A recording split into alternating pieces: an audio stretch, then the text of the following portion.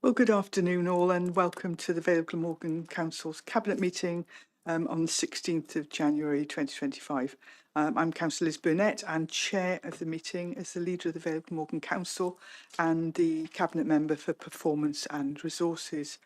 We're using the Council's hybrid platform today, and so I'll go through the usual reminders that the meeting's being live streamed and recorded and will be uploaded to the Vale of Glamorgan Council's website as soon as practicable after the meeting. If you're in the chamber, then participants should ensure that microphones are not activated, and for those joining remotely, they should mute themselves when not speaking to avoid any background noise or feedback. To speak either online or in the chamber, use the request to speak or raise hand function. And we're only going to use the chat if you're online to attract the attention of the Democratic Services officers. So I can move straight on to the agenda. The first one is apologies for absence, and I'm aware that everybody's either online or in the chamber, so we don't have any on that. Agenda item 2 is to receive declarations of interest and the nature of such interests under the Council's Code of Conduct. I haven't been advised of any today and I can't see anyone indicating. That's super. And then we can move on. We don't have any minutes today because it's only last week since we had the last cabinet. So I'll move straight on to agenda item 3, which are my reports. I get all of them today. The first one is the initial budget for 2025-26 and the medium-term financial plan 2025-26 up to 2029-30. And these are the proposals for consultation going forward. So, I mean, as mentioned, the report sets out the Council's proposals for consultation of its initial budget. And I think what we need to say at the moment is that councils, local authorities are required to set a balanced budget. As much as some councils might want to go into the red for a bit, we can't. So we have to bring forward a balanced budget, and this is our considered version. There'll be a 4-week consultation period on these proposals, and they'll also be considered by the Council's scrutiny committees, with Corporate Performance and Resources Scrutiny Committee tasked with reporting back to Cabinet. So they will collate all of the feedback. I think it's fair to say that the Council delivers strong value for money in terms of outcomes, in terms of achievements. We are the second lowest funded council per head of population in Wales and spend significantly above our notional formula needs assessment for education and social services, and the full details of that are contained within the report. But we've got the third lowest spend per head of all Welsh counties, and the spend for all services, with the exception of education, is benchmarked as low or very low.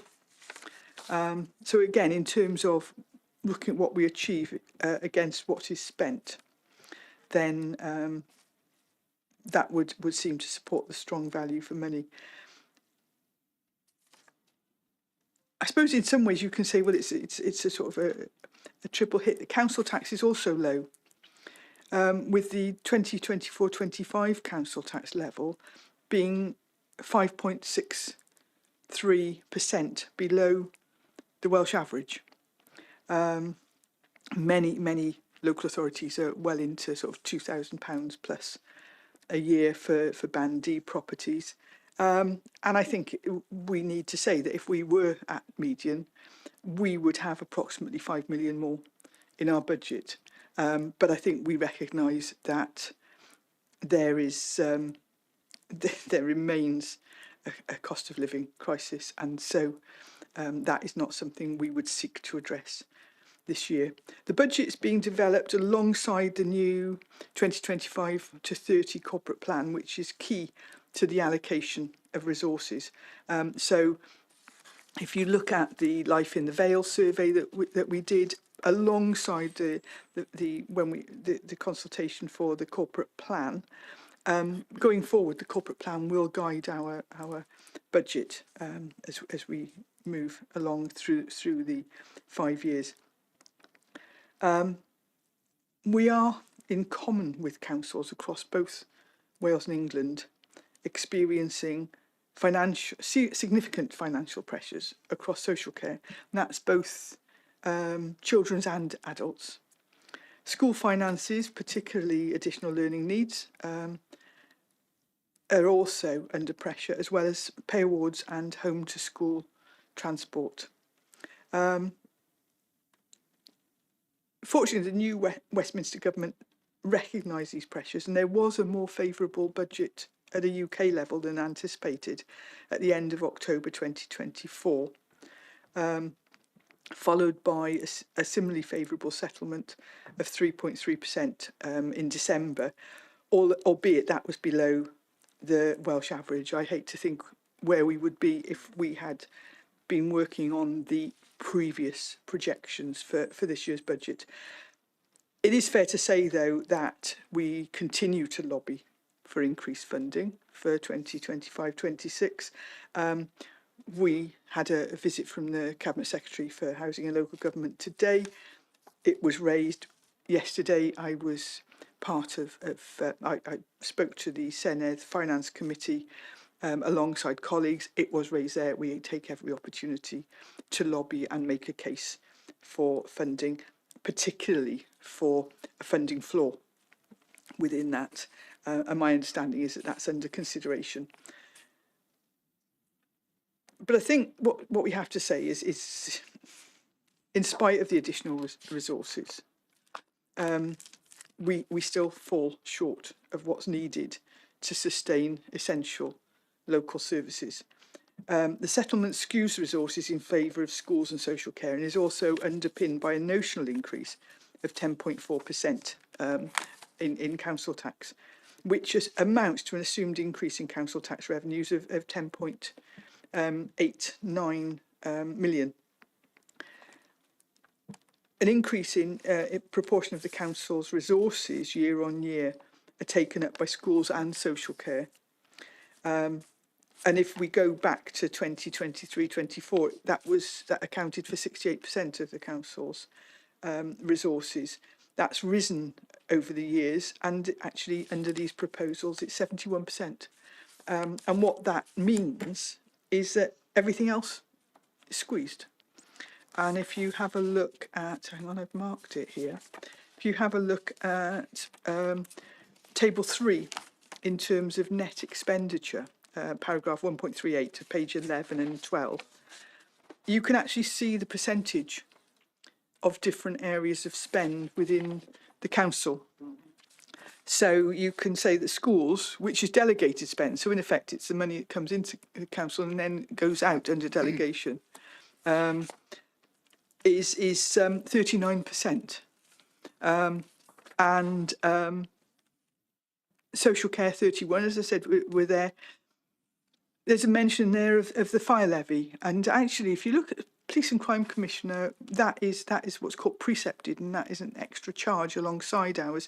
At the moment, because there isn't a fire and rescue authority, we don't have any input into governance, but this still is part of council tax. And that is 3% of our council tax. And at the moment, their increase is approximately 5%. So that adds to our council tax increase. So we'll probably do something around quantifying that when we get to the final budget. But I think it's worthwhile looking at things like, the things that an awful lot of people will think of in terms of a council is the neighbourhood services, the street cleansing, supported bus services, leisure, parks, that sort of thing. That accounts for only 2% of the total council spend. Regeneration planning okay, that speaks for itself, but that's also country parks, tourism, all those sorts of things. And if, for those of us who watched Gavin and Stacey over Christmas, our tourism team actually found locations and arranged all of that filming. They did an absolutely superb job to make sure that the Vale was showcased, or Barry was showcased, except in his Powys, and was showcased sort of nationwide, if not worldwide. So that actually, hopefully, we can talk more about that later. I'll bring you in afterwards, Mark, if I could. If I can bring you in so I don't lose my place at the moment. Great. So I've just lost my place. There we are. So for 2025-26, the council is actually faced with financial pressures of just over 29 million. And for the medium term, which likely grow, is about 82 million. The underlying pressures when we were going through the budget setting process actually got as high as just under 40 million, 39.9 million. And there has been an extensive review to bring those down. But we have to be careful that just by saying, oh, we're not going to do those, we don't actually create overspends by them not being achieved. The council tax is currently being modelled at a 6.9% increase for 2025-26. And this is something that we will discuss at length in scrutinies. We will also revisit, dependent upon any extra funding that becomes available, to look at whether we can, I hope, bring the council tax down, but also invest more in services. And that, again, is something that I hope through the scrutiny process that we will have in-depth and constructive discussions on.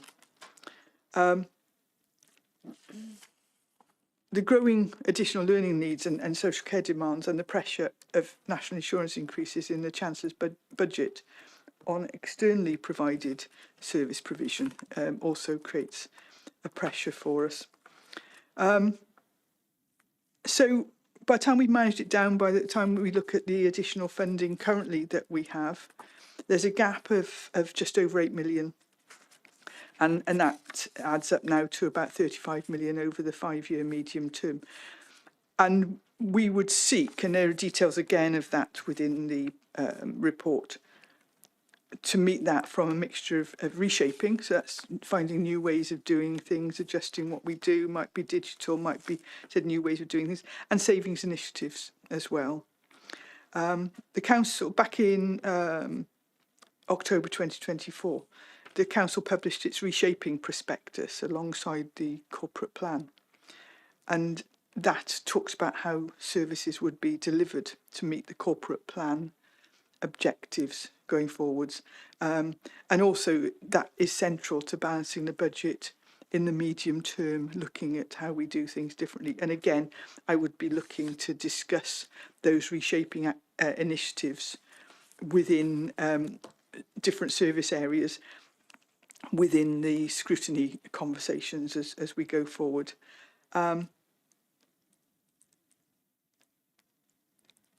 Slightly different to previous years. I think we need to recognise that almost half the gap is met from reshaping and transformation with the drive towards sustainable finances. So that will be a challenge, and we need to make sure that we have plans in place to do that. There's an overarching equality impact assessment in place for the overall budget proposals, and there will be individual assessments against all of the reshaping and savings proposals where appropriate from the start of the consultation period. The initial focus for this year, given the size of challenge, that there's been, the initial progress been on this year, but given the size of challenge, there's been programmes there's been progress on developing programmes of reshaping and transformation across the medium term, and staff are already working on that. And there is an intention to set out the approach to balancing years 2 to 5 in the February report of the medium-term financial plan. The report describes the approach taken to developing the budget proposals and the continuation of the approach of directing resource in line with the Council's corporate plan and protecting services. However, we can't deny that it is extremely difficult to find a balance on this, given the desire to continue to deliver a range of core services alongside escalating costs within schools and social care, particularly when they represent 71%. And I know that Mark will have lots to say about that. The Council's reserves are under review, and there will be an updated position in the draft budget report at the end of February. So again, that can be discussed in the period up to that. So there is now a 4-week period of consultation with residents and other groups, as well as the proposals being subject to review by the Council's scrutiny committees. And I would say, in advance, that anyone is very welcome to register to speak if they have thoughts on the Council's budget. A draft budget will be brought to Cabinet on the 27th of February for approval by full council on the 10th of March. And I think it's worth noting as well that we had a minor glitch in Appendix D, which set out the fees and charges, only where the percentage increase in the fees and charges in the last column of the columns being represented by a decimal rather than as a percentage. So that's been corrected, and that's now been published, or a revised appendix has been published. I've also found a couple of typos. Only one was on page 18 where it actually said Band B housing and it should be Band D housing, which we can change. And there was, I'm going to have to check this when I've written it down. It's paragraph 1.38. But, no, I know what that was.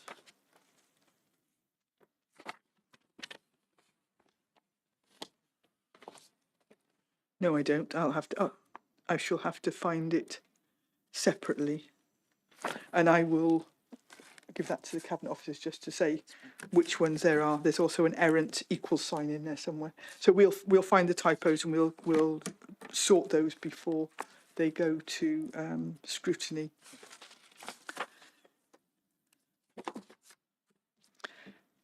So I will go through the recommendations in turn, as I think it's important.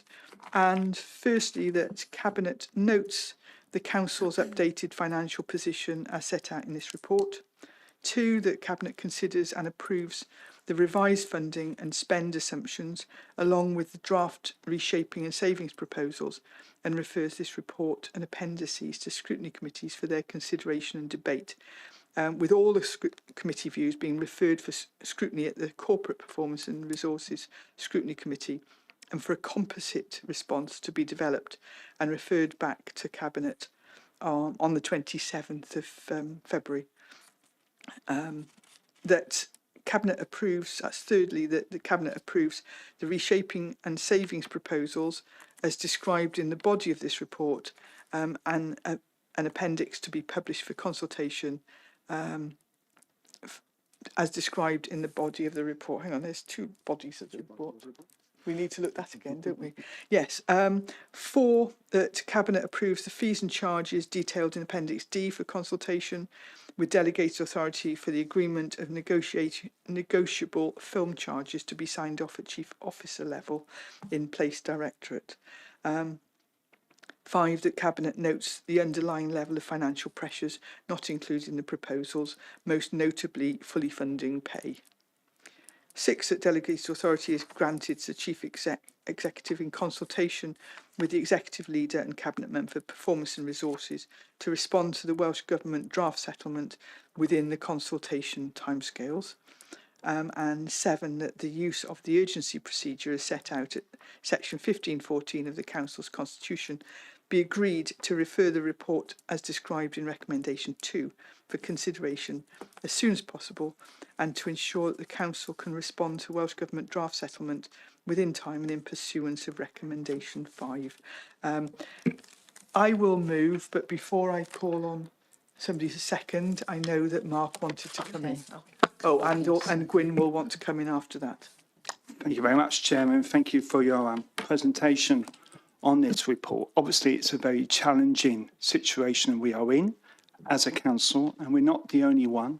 I think we've heard lots and lots of different things on different authorities throughout Wales, but clearly because of our situation in terms of our relative prosperity in comparison with other councils, we are hit quite hard, and that makes it very difficult. Us and Monmouth in particular are very, very much hard to tackle this. But also, we also got to remember we got demographic issues, haven't we? We got a demographic time bomb. We got an increase in social services spending, plus also lots of infant mortality rates, fortunately, are going down. But it does mean, one of the consequences of that, there's more people surviving with quite complex needs. And obviously that means that we have to spend the money on it.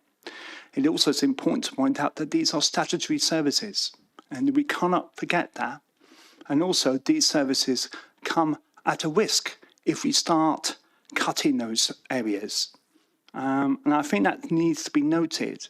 I also think it needs to be noted that, of course, in my area, although it probably works out about 8 or 9%. You know, my area is working very lean, very fit.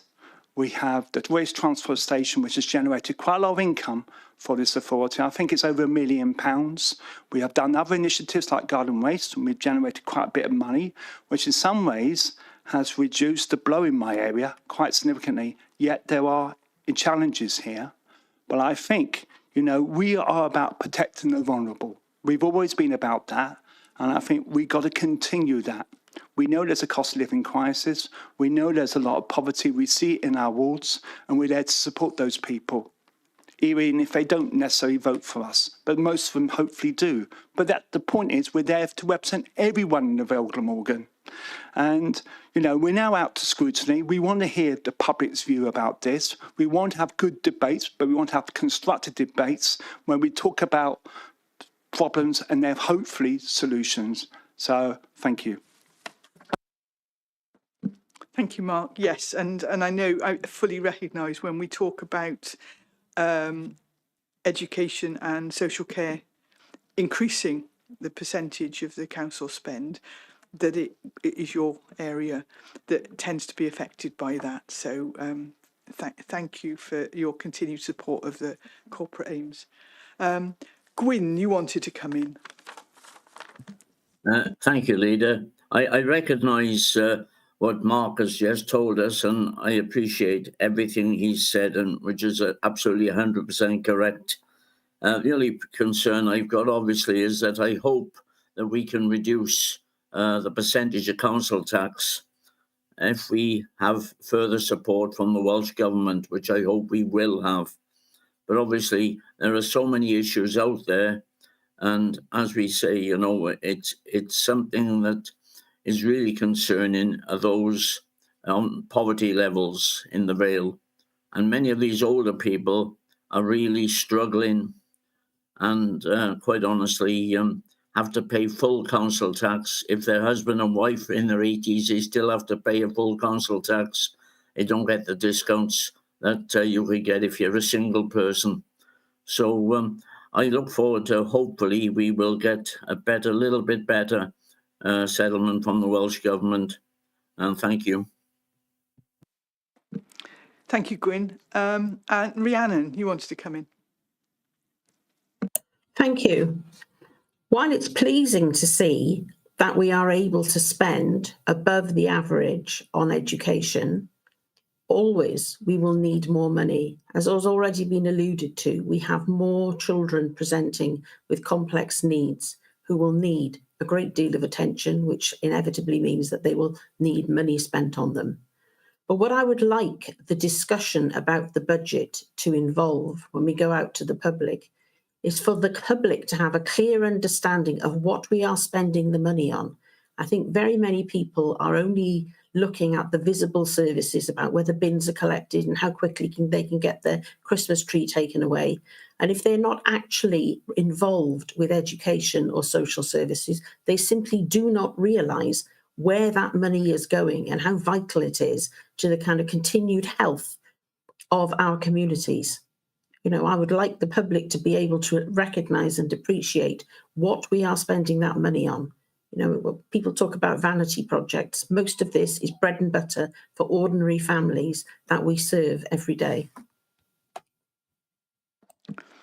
Thank you, Rhiannon.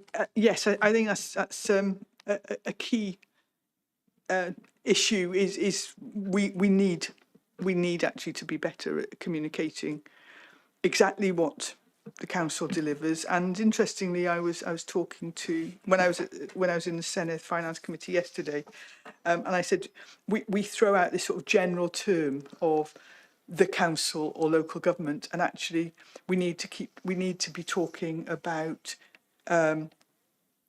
providing education for our children. We need to be talking about providing support for our elderly population or our young people that are vulnerable. We need to be talking about providing homes for people, etc., etc. So that we need to represent the full scale of the services, both statutory and non-statutory, that the council provides. And hopefully then we can have a conversation about, well, what does it really matters? And we'll know more when the corporate plan consultation results come back to find out what people have been thinking on that, so we can have a more complete discussion. So just to reiterate, I move the recommendations that for the report. Okay, and I'll formally second for the record. Thank you. And there's no dissent, much as we hope for some additional funding. And so we'll take that as accepted. Thank you. So agenda item 4 is the draft capital programme proposals. And that's actually over a five-year period. It's 2025-26, up to 2029-30. On 11th of December, Welsh Government announced the provisional 2025-26 general capital funding settlement, and that award amounted to the council, being awarded to the council was 7.6 million.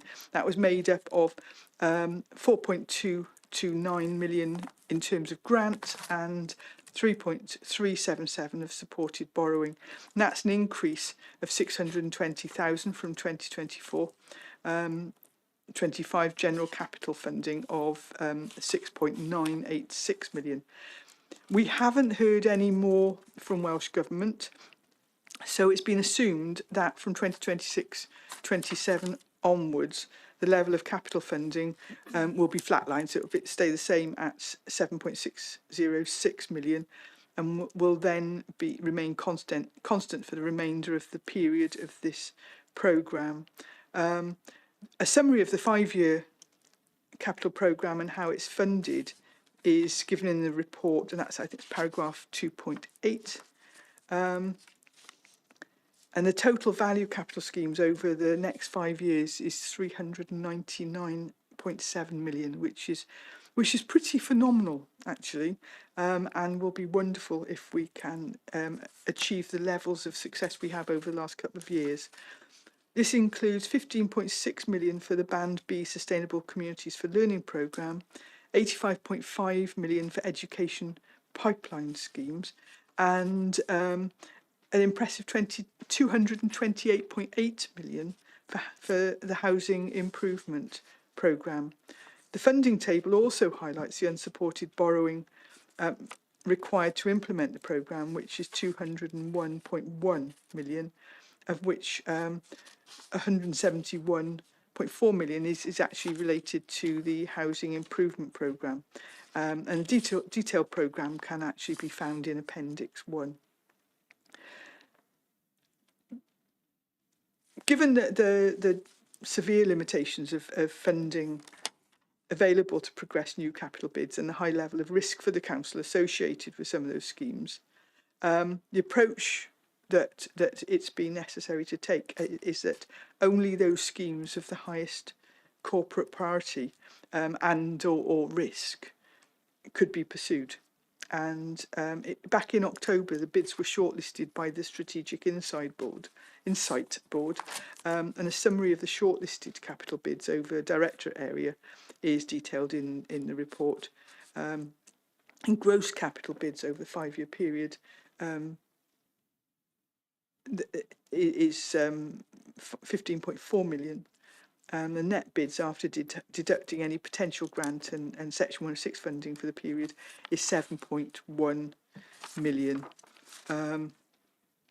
In fact, if you actually look at page 2, table 1, there's a summary of the 5-year capital programme, which is laid out by directorate, and table 2 there actually lays out how we will fund them.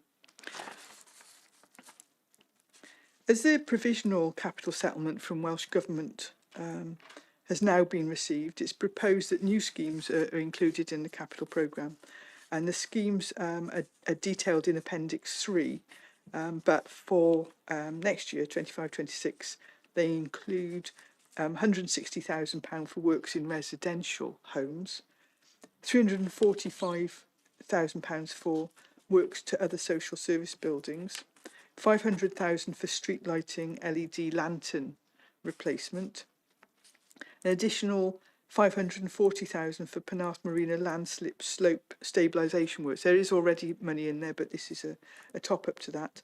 2.4 million for waste fleet parking scheme. Again, I would imagine Mark will want to do that. Yeah, that was taken out of the budget last year because it wasn't deemed to be deliverable. Good that it's back in.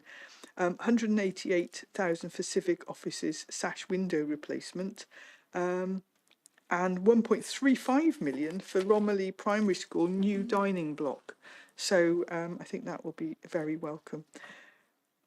Scrutiny, as with the revenue budget, scrutiny will be asked to review the draft capital programme and make comments to Cabinet by 27th of February 2025. And then managers will be asked to revisit the recommended schemes contained in the final draft proposals prior to presentation to Cabinet and Council to confirm final costs and spend profiles, because a lot of these are moving, I was going to say moving feasts, but variable costs. A consultation is due to be carried out with the community, which ends mid-February, and the results of this will also help to inform the final capital proposals. And the final settlement is due to be announced from Welsh Government in late February, early March. So obviously we will factor any changes into that. But I think our capital programme actually has been a success for this council over recent years. And I was only sort of adding up some figures the other day in terms of what we achieved with our capital spend, and looking at since 2014, we have either rebuilt or totally remodelled 10 primary schools, 5 secondary schools, 2 special education schools. I think it's fair to say that we have Ysgol Derry 2 or Llinderu. So I'm working out the different names for them. St Richard Gwyn and Ysgol Morgannwg that are to come up. And I think apart from being superb buildings, the results that we've got from that is over 80% of both construction spend and also the subcontractors that are employed on those schemes come from Wales, and that 50% of the workforce on those schemes has come from the postcode. So the economic outcomes from those building schemes has actually all been recycled either in Wales or locally. But I think as well as, I mean, we talk a lot about the homes development and as we know, we were showing people around those today. For anybody that watched Gavin and Stacey on Christmas Day or since, you can look at the Barry Island regeneration in 2014, the Pump House regeneration, the Goodsheds regeneration, the Transport Hub, and even the Disco Tunnel, Hood Road. They were all locations. They have all been delivered since 2014, either by us or in partnership, in partnership with others. The capital programme, as long as we can continue to attract funding, we will continue to do that to improve infrastructure and fabric of the Vale of Glamorgan. So in terms of recommendations, I have 5 again. Firstly, that Cabinet reviews the draft capital programme for 2025-26 to 2029-2030 and submits the programme for consultation to all scrutiny committees. That Cabinet refers this report and appendices to scrutiny committees for their consideration and debate, and that any recommendations of scrutiny committees are passed to Corporate Performance and Resources Scrutiny Committee as the lead scrutiny committee in order for their views to be forwarded to Cabinet. 3, that subject to recommendations 1 and 2, the reprofile of the Penarth Marina landslip slope stabilisation works and the housing improvement programme in line with the housing business plan is approved as set out in paragraphs 2.31 and 2.39 of this report. 4, that Cabinet approves that the £2 million education asset renewal budget is allocated as set out in Appendix 1. And 5, that the use of the urgency procedure as set out at section 15.40 or 1514 of the Council's Constitution be agreed to refer the report to, as described in recommendation 2, that's in other words scrutiny committees, for consideration as soon as possible. And I would move. And I'll formally second those recommendations. Thank you. And again, I think Mark wants to come in. Yeah. Thank you very much, Chair, and thank you for your summary of the report. Just want to point out to the public and to other members, Appendix 2, in relation to the amount of money being allocated for fleet parking. I know we've got figures of 2.4 million, but obviously it may come a little bit more because there's 2.8 million here. But the point I'd like to people to point out to is the links to revenue saving. And that revenue saving will be estimated to be around £350,000 a year. So we don't just invest to improve things physically, but also invest to save as well. And also, we want to address the climate emergency. We're very much committed to Project Zero. And obviously, you know, we know that we've got serious issues throughout the world in terms of the climate emergency. And we're doing our small bit here, for example. And that will mean by having fleet parking there, that will mean our vehicles will not have to go to the Alps, to the waste transfer station. They will stay at one place. And that will be a significant saving over time, not just in terms of mileage, but also time as well. It would be a much more efficient way of delivering. So I'm really delighted that we got this in the capital programme. I'm also delighted that we are continuing investing in our schools as well, notably our Victorian schools. And I think that's something that we do. And then, of course, that will reduce the amount of expenditure that we spend on repairs. As I said at housing recently, in the Housing Scrutiny Committee, the more that we invest, the less money we'll be able to spend on repairs. And I think that's something that is important that we do. And can I thank the officers for their hard work in this, because this is very time consuming, put on all these schemes. This goes through a big process, very much as almost like a zero-based budgeting process in the sense that we have bids, we discuss them, and we decide which ones we're going to go for. So I absolutely commend it. So thank you. Thanks, Mark. Yes, it's I think the asset renewal scheme we don't mention it for schools. We don't mention enough. In as much as the team that coordinate that, they only have certain windows of opportunity to do that work, which is why there tends to be a flurry of activity at Easter and summer holidays, because obviously there are health and safety issues of having major renovation work going on in a school when there are children there. So there tends to be a flurry of activity at both those times, and it's quite difficult to coordinate. So yes, it's thank you for raising that. So that's been moved, seconded, and I can't see any dissent. So that's agreed. Thank you. So our final report today is the annual delivery plan monitoring report for Q2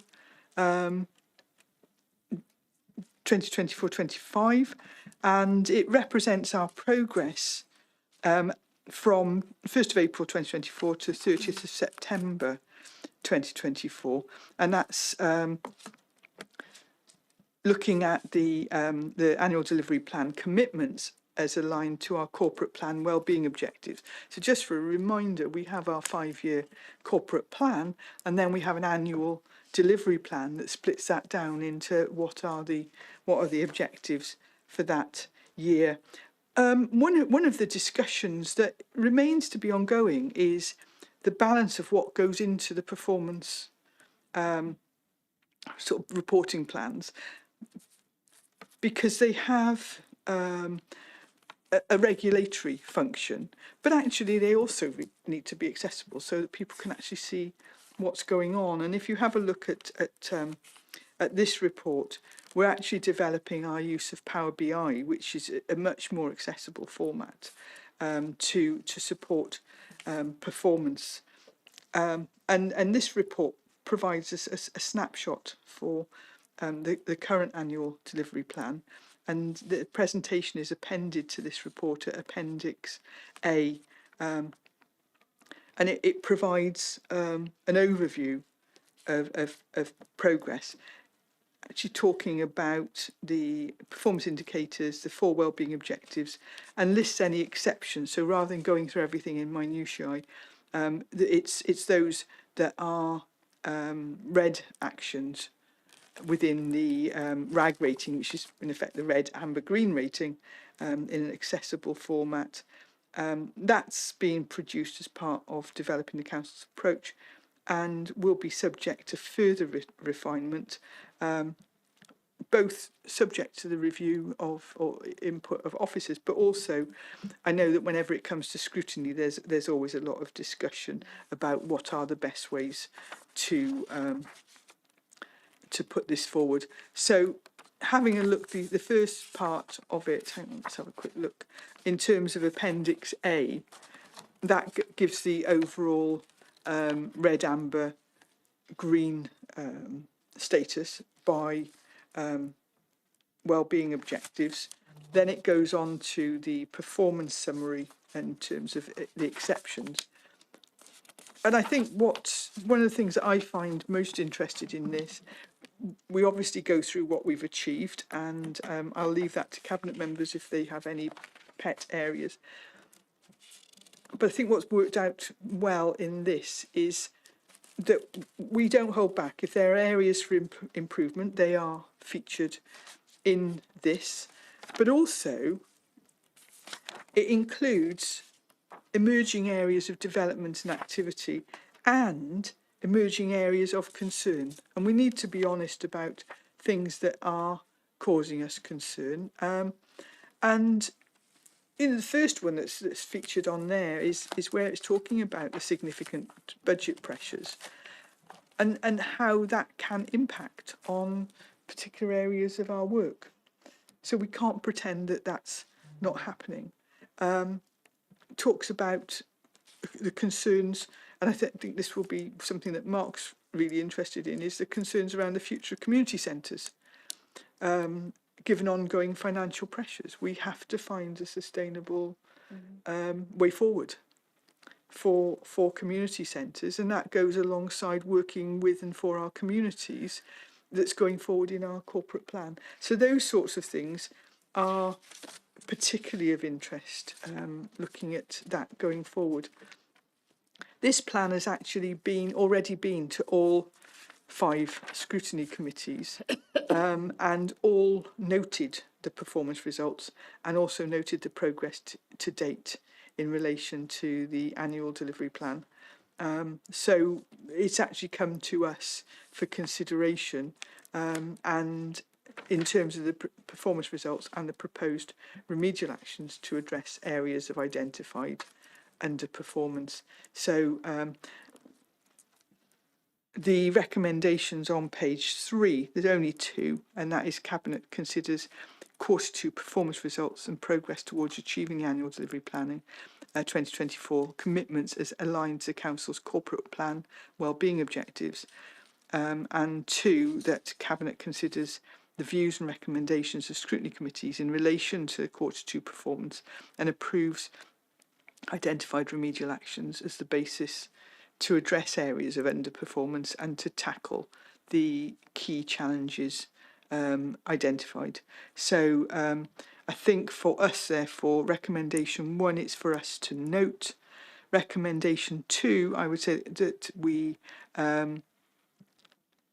note the views and recommendations of scrutiny committees, and we approve the identified remedial actions as the basis to address areas of underperformance and tackle the key challenges identified. If I could add in a third, I don't know if it goes in with 2 or whether we need to add a third in. I would like to thank scrutiny committees because the conversations were in depth, and while their comments came back, we didn't have any direct recommendations, but there were full and in-depth discussion of the performance report. So if I could do that, and if you could write that as appropriate, thank you. So I'm happy to move that. And I'll second those recommendations. Thank you. And I can't see any dissent. Oh, sorry, I can see that Councillor John Gwynn, you've got your hand up. Yeah, I'm happy with the recommendations. It's just that I do agree with Mark on the community centres. We've got problems. We need money, like everywhere needs money. But quite honestly, we've got to make decisions where we're going in the future, because quite honestly, many of these do need repairs, and it is a big problem facing us. Thank you. Thanks, Gwyn. Yes, I think that is a very necessary conversation, and a necessary conversation to involve those running community centres in as well. I can see that Councillor Perk, Sandra, you've got your hand up. Yes, I just wanted to talk what we've achieved really, and you know, sort of the cabinet position that I have. You know, sort of fortunate that we can build our social housing for the local people, our residents who are in need of good quality, high standard, energy efficient homes. And we had as you mentioned before, Leader, we had the government minister here. Cabinet Secretary, sorry. Here today, sorry, I'm giving her different titles. Jane Bryant came and had a look at some of the properties, ones that we've finished over in Hazelwood Road, which are such a high standard and energy efficient, future-proofed. And we've also had a look at new developments that are nearly, you know, sort of finished. The ones at the Culcut Clinic site, they're nearly finished.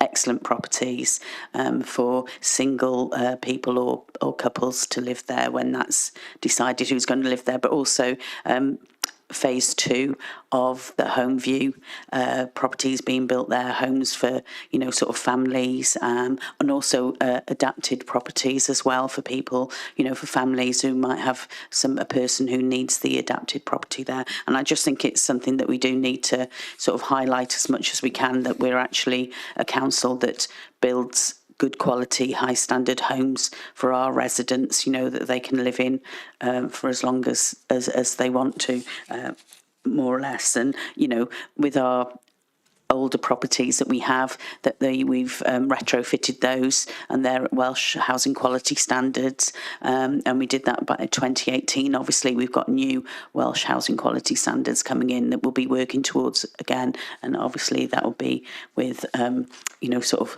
Mark's portfolio, as well as, you know, sort of the residents who come under myself. So I think we do need to look at the achievements that we have made, and I think we should be proud of those achievements within the housing field and the many other fields as well. Thanks, Sandra. And I think we lobbied for land as well, didn't we? So we can build even more.